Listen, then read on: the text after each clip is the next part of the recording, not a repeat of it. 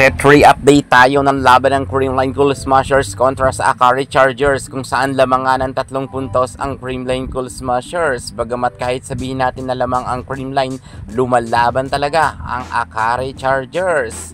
Anime Chem, talagang maganda rin ang kanyang diskarte. Malalakas na hampas at mabilis nga siya kumilos.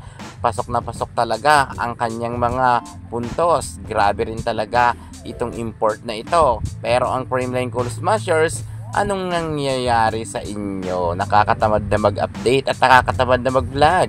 Bakit ganito ang nangyayari sa Creamline Cool Smashers? Hindi natin to inaasahan na mukha talagang kakaiba ang kanilang galawan. Maging sa second set at third set, kitang-kita naman natin na talagang bumababa nga ang kanilang moral. Hindi kagaya ng Akari Chargers na talagang palaban.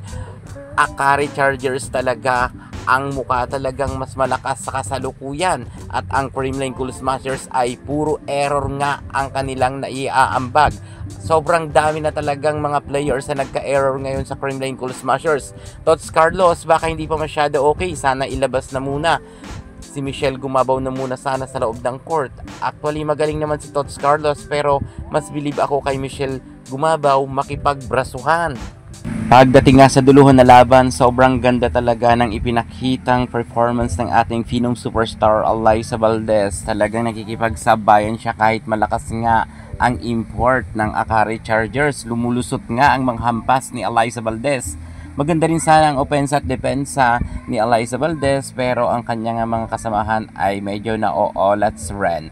Lalo na nga ang mga set nga ni Kyle Negrito na dalawa kay Alyssa Valdez ay puro sablay. Kakaiba kasi ang mga set nga ng ating Kyle Negrito, medyo malayo talaga sa net, kung hindi naman ay sobrang dikit.